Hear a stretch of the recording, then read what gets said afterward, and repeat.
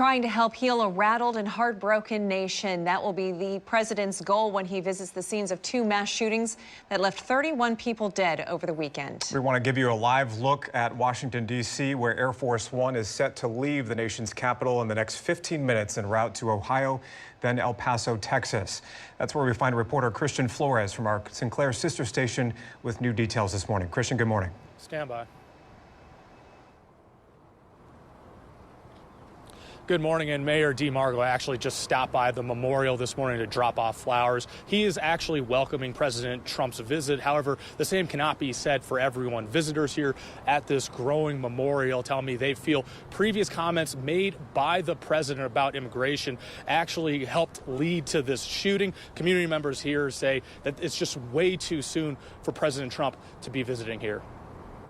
In one voice, our nation must condemn racism, bigotry, and white supremacy. Days after the violent shooting, the president will make a contentious visit to El Paso.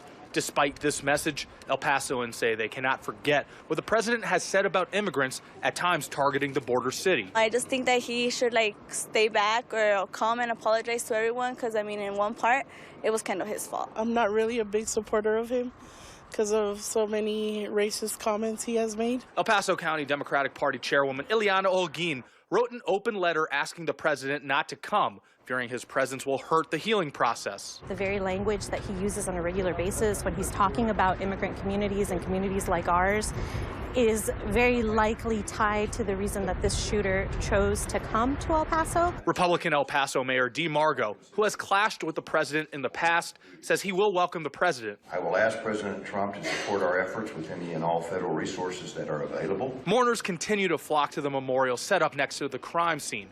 They say wounds are still so fresh now, it will be hard to welcome a president they believe has some blame to shoulder for the trauma the city will feel for some time. My mom was actually inside of Walmart when it happened. They hid inside the pharmacy restroom for about 3 hours. I think it's harder for people to heal because they're sad and when everything would happen, and obviously they're all saying that it's his fault.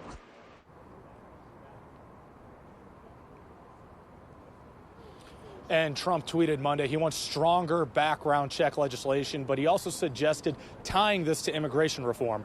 We're live in El Paso this morning. Christian Flores reporting.